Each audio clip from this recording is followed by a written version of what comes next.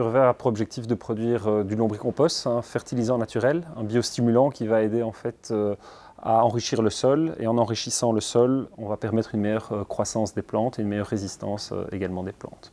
Pourquoi en fait, faire une analyse de cycle de vie? Je dirais que les questions de durabilité et environnementale sont, je dirais, au cœur de la société, donc avec un concept finalement d'upcycling de déchets organiques en un fertilisant, donc une nouvelle matière première.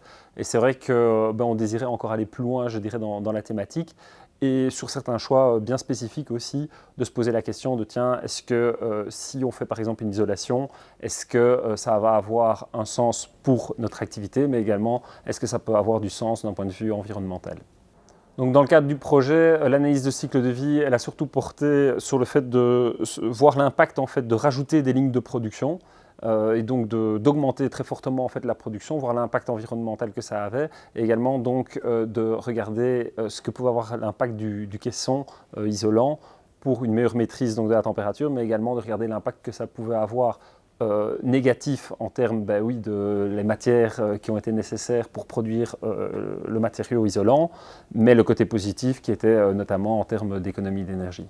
Donc les impacts attendus à l'issue de l'analyse, c'est de pouvoir voir, donc on a vu qu'on aurait normalement un impact notamment énergétique important grâce aux caissons isolants, c'est donc de pouvoir confirmer là maintenant dans les mois à venir qu'effectivement cet impact se traduit effectivement par une diminution de la consommation énergétique qu'on utilise donc au niveau température et chaleur pour maintenir nos verres composteurs dans le meilleur état possible.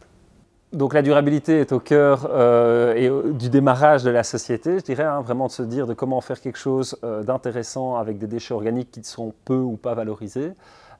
Et je dirais qu'ici on a été une étape supplémentaire de finalement quand on a des choix stratégiques de finalement utiliser cette approche cycle de vie pour se dire tiens, est-ce que la décision elle fait du sens aussi d'un point de vue impact environnemental.